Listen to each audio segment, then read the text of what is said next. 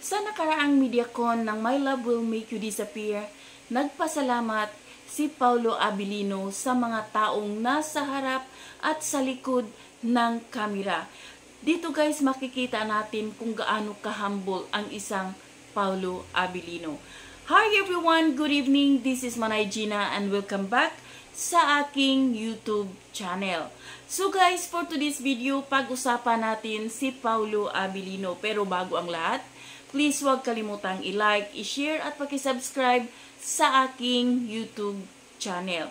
So guys, dito nga sa nakaraang MediaCon ng My Love Will Make You Disappear, ang daming humanga sa pagpapasalamat ni Paulo Abilino. Dito nakikita na sinabi nga nila na ang bait at napaka-humble ng isang Paulo Abilino.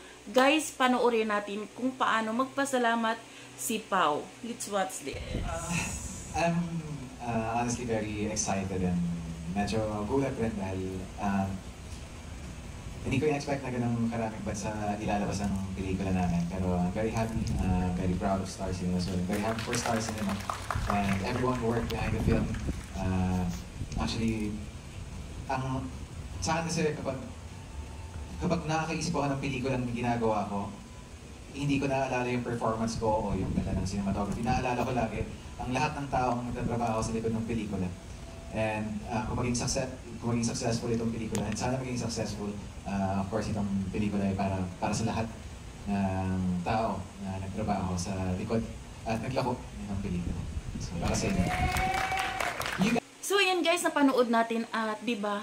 Kaya ang daming humanga kasi nga, siyempre sabi nga ng mga netizen na grabe na ang isang Paulo Abilino sobrang napaka-humble at napakabait. Ang dami kasi nagsasabi na suplado.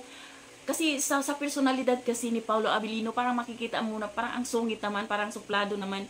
Pero sa totoong buhay pala, mabait daw talaga itong si Paulo Abilino. So yun lang guys, abangan natin ang My Love Will Make You Disappear this coming March 26 at syempre, suportahan natin ang Kim Pau. So yun lang guys, thank you for watching. Until then, bye. God bless everyone.